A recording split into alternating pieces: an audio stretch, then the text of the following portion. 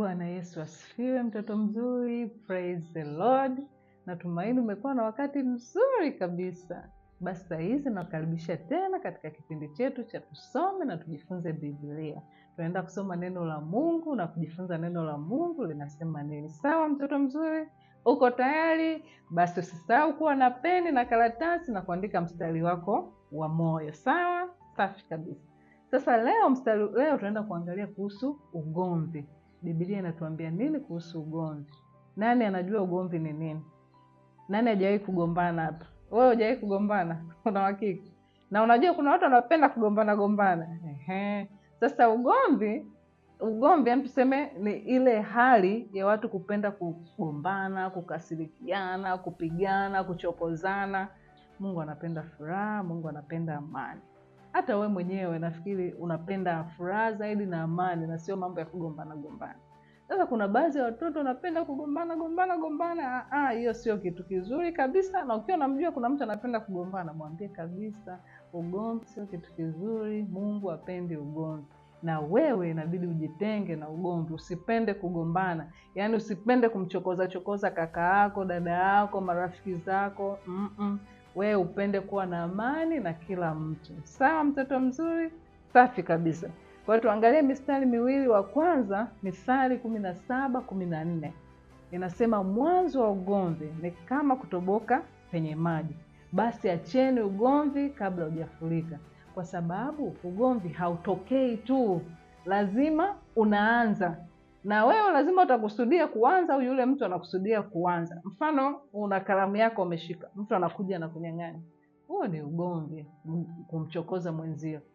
Au umemwona mwenzako ametulia, unamwambia neno baya. Huo ni ugomvi. Mungu hapendi. Kwa hiyo Biblia inaposema mwanzo ugomvi ni kama kutoboka kwa maji, ngoja nikupe mfano. Unaona haya maji yangu hapa? Nachukua mfuko wangu, natia maji. Kwa hiyo nikitia maji kwenye mfuko kama hivi, unaona maji yametulia, yenyewe hayana shida.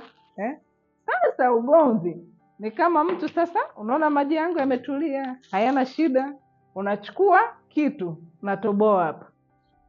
Ukitoboa yanamwagika. Sasa huo ndo mwanzo ugomvi. Lazima kuna chanzo. Yaani wewe umeenda umechokoza, umetoboa maji wakati alikuwa ametulia. Na watu wagomvi hivyo, mwenzake ametulia anaenda anamchokoza. Biblia haipendi wala Mungu hapendi, kwa sababu unapogombana na mtu unamsababishia hasira. Kama ni marafiki mnaanza kugombana, kutokuwa na amani, au inatengeneza uadui. Au kwanza kwa nini umuuzi mwenzako? Kwa nini umuuzi kaka yako au dada yako? Kwa nini umchokoze? Umeona? Kwa hiyo mtoto mzuri, Biblia inasema mtu kujitenga na ugomvi ni heshima kwake. Kwa hiyo lazima ujitenge. Lazima utafute amani. Lazima upende kukaa kwa furaha na amani tele. Kwa hiyo na ukiona mtu mgomvi usipende kukaa naye sana. Sawa? Anasema unabidi ujitenge. Yaani saa nyingine uepuke tu. Kama mtu mgomvi wewe nenda mbali. Ukiona anakuchokoza sana, basi mwambie baba, mama au mzazi au mwalimu kwamba mtu anakuchokoza, lakini pia mwelekeze na yule kwamba kugombana sio vizuri kwa sababu Mungu hapendi ugomvi. Sawa? Safi kabisa. Sasa nataka uchukue daftari, uchore picha mbili. Chora picha watu wanagombana, alafu nyingine chora watu wamepatana. Alafu uniambie katika hizo picha mbili hizo, wanaogombana na waliopatana, ipi nzuri, ipi unaipenda? So unaipenda ile ambao wamepatana, si ndio mtoto mzuri?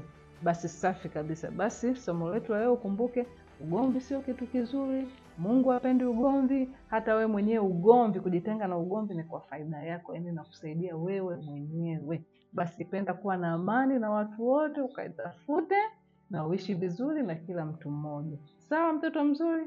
Safi kabisa. Basi hadi kipindi kijacho, ni mimi mwalimu wako. Amen. God bless you. Mungu akubariki sana. Amen.